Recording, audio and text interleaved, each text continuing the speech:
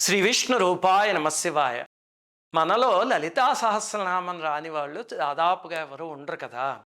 కానీ మీరు ఒక విషయం గమనిస్తే కనుక లలితా సహస్రనామం చేస్తూ చేస్తూ రోజు చేస్తున్నారనుకోండి, అది అలవాటైపోయి కొన్నాళ్ళకి దానిపైన శ్రద్ధ తగ్గిపోతుంది. యాంత్రికంగా చేసేస్తూ ఉంటాం.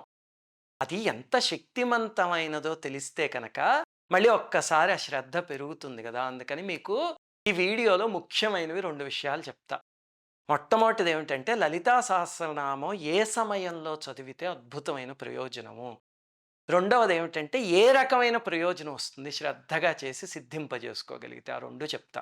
బ్రహ్మాండ పురాణంలో హయగ్రీవ స్వామి అగస్త్యుల వారికి చెప్పారు. ఇవి లలితా సహస్రనామానికి ముందుంటాయి. కానీ సామాన్యంగా మనం అవేమీ పట్టించుకోకుండా శ్రీమాత, శ్రీ మహారాజ్ఞి దగ్గర నుంచి చేసేస్తూ ఉంటాం కాబట్టి ఇవి మనకి తెలియవంతే. ఇప్పుడు మొట్టమొదట 4 ప్రయోగాలు ఏమిటో చెప్తాను. తర్వాత ఒక 5 ప్రయోజనాలు చెప్తా.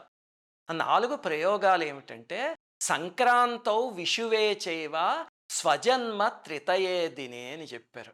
అంటే లలితా సహస్రనామం చేయడానికి మంచి సమయాలు ఏమిటి అంటే సంక్రాంతులు. అంటే ప్రతి నెల సంక్రమణం అని జరుగుతుంది కదా. సూర్యుడు రాశి మారడం. ఆ సంక్రమణ దినాల్లో కానీ విషు దినాలు అని ఉంటాయి. అంటే మార్నింగ్, ఈవినింగ్ సమానంగా ఉండేవి. అలాంటివి సంవత్సరంలో 2 రోజులు ఉంటాయి. ఆ 2 రోజుల్లో కానీ, లేకపోతే స్వజన్మ త్రితయే దినే పుట్టిన తిథి ఉంటుంది. పుట్టినరోజు అంటే డేట్ల ప్రకారం కదా తిథి. ఆ తిథి నుంచి 3వ రోజు కానీ, అప్పుడు లలితా సహస్రనామం చేయగలిగితే అద్భుతమైన శక్తి అని హయగ్రీవ స్వామి చెప్పారు. తర్వాత ఇంక రెండోది నవమ్యాం వా చతుర్దశ్యాం సితాయాం శుక్రవాసరే. నవమి రోజు, చతుర్దశి రోజు. చతుర్దశిలో అసలు ఉపాసనకి చాలా ముఖ్యమైనవి. అలాగనే శుక్రవారాల్లో ఈ రోజుల్లో చేయగలిగినా సరే అపూర్వమైన ఫలితం వస్తుంది అని హయగ్రీవ స్వామి చెప్పారు. ఇంకా మూడవది కీర్తయేన్ నామ సాహస్రాం పౌర్ణమాస్యాం విశేషతః.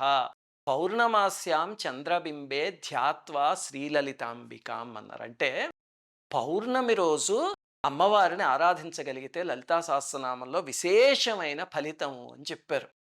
చంద్రబింబంలో చేయండి అని. ఇది ఎలాగా అంటే ఇది ఒక అద్భుతమైన ప్రయోగం. మీలో ఎవరికైనా కుదిరితే చేయండి. మీకే తెలుస్తుంది ఎంత ఎనర్జైజ్ అవుతారో. పౌర్ణమి రోజు ఏం చేస్తారంటే డాబా పైకి వెళ్ళిపోండి సాయంత్రం. పూర్ణ చంద్రుడు కనిపిస్తాడు కదా. ఆ కనిపించే సమయం వచ్చినప్పుడు డాబా పైకి వెళ్ళిపోయి పంచోపచారై సంపూజ్య పఠేన్నామ సహస్రకం అని చెప్పారు. ఆ పంచోపచార పూజతో పాటు లలితా సహస్రనామం చంద్రబింబంలో అమ్మవారిని భావిస్తూ చేయగలిగితే అమ్మవారి ముఖాన్ని అద్భుతమైన ప్రయోజనం చేసి చూడండి. అసలు పౌర్ణమి రోజు మీకే తెలుస్తుంది. అలా చేసినప్పుడు పాలు నివేదన చేయండి అమ్మవారికి. తర్వాత దాన్ని ప్రసాదం కింద తీసుకోండి.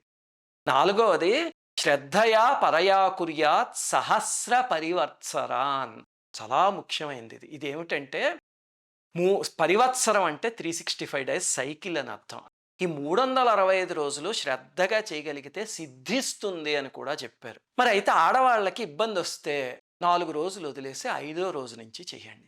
ఇలా చేస్తే ఇవన్నీ పాటిస్తూ చేసినప్పుడల్లా శ్రద్ధగా చేయాలి, యాంత్రికంగా కాకుండా. అప్పుడు లలితా సహస్రనామం సిద్ధిస్తుంది అన్నారు. సిద్ధించడం అంటే ఏమిటి అంటే గుర్తుపెట్టుకోండి. ఏ స్తోత్రమైనా మంత్రమైనా సరే అది చదవడం వేరు, అది సిద్ధించడం వేరు. ఇప్పుడు పాము మంత్రం ఉంది. అంటే విషహరణ మంత్రం ఒకటి. అది ఎవరికైనా ఏదో విషం ఎక్కుతోందనుకోండి. మనలాంటి వాళ్ళు వెళ్ళి ఆ మంత్రం చదివేస్తే ఏమవుతుంది అంటే ఏమీ అవ్వదు.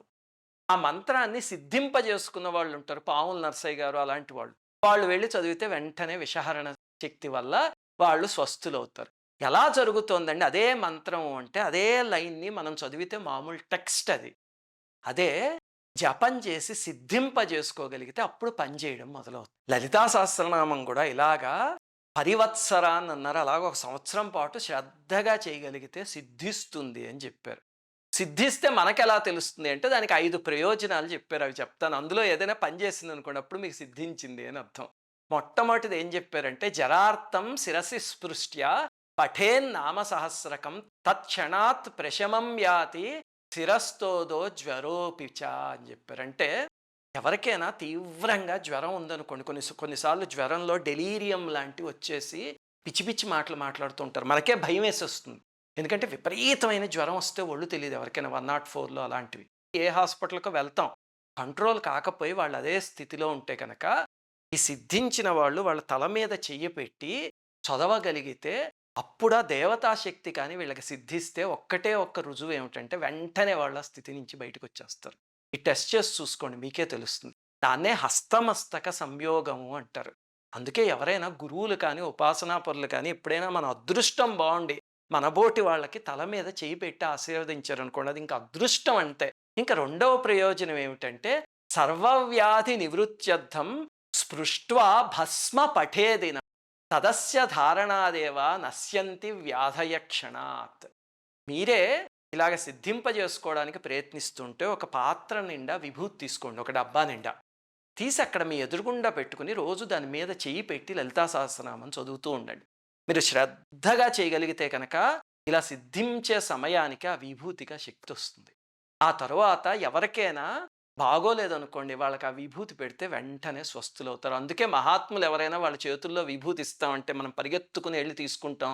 దానికి కారణం ఇదే, వాళ్ళ మంత్రశక్తి దానికి చేరుతుందనమాట. ఇవి నేను చెప్తున్నవి కాదు, హయగ్రీవ స్వామి చెప్పినవి. ఇంకా మూడవ ప్రయోజనం చెప్తా.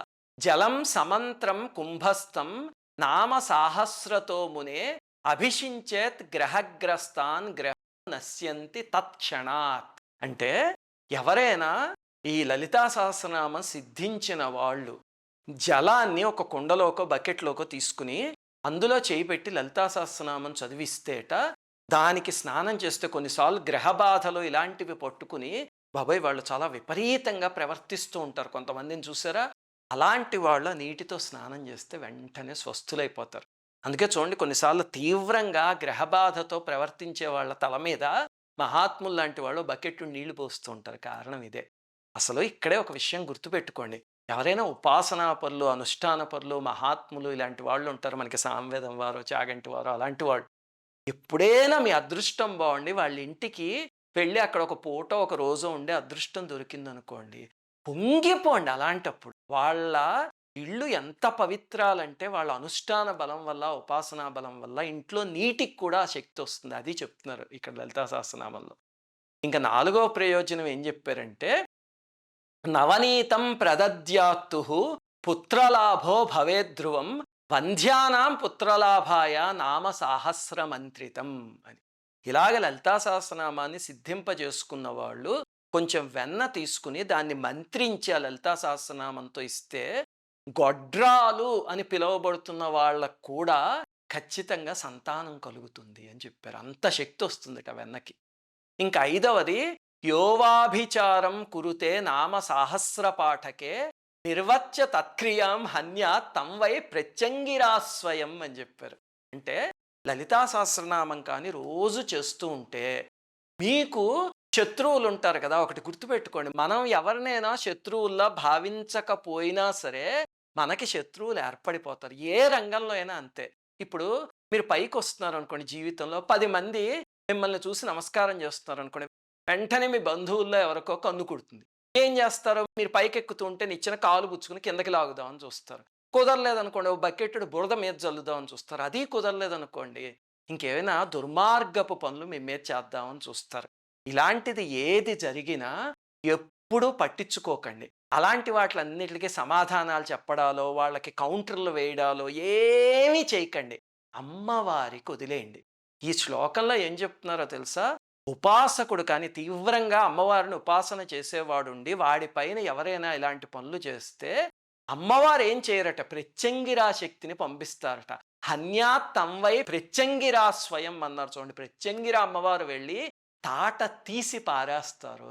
మీకు ఆఖరిలో చెప్పదలుచుకుంది ఏమిటంటే లలితా సహస్రనామం చేసి 20 నిమిషాలైనా శ్రద్ధగా చేయండి. లలితా సహస్రనామం కన్నా మహామంత్రం ఇంకెక్కడా లేదు.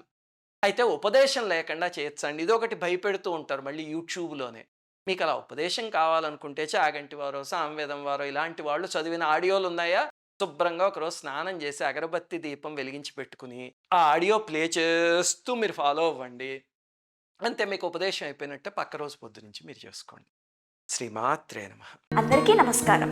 మన ఆధ్యాత్మిక వీడియోల్ని 3 ఛానల్స్గా విభజించాం. 3 ఛానల్స్కి సబ్స్క్రైబ్ చేసుకొని పక్కనే ఉన్న బెల్ ఐకాన్ని క్లిక్ చేయండి.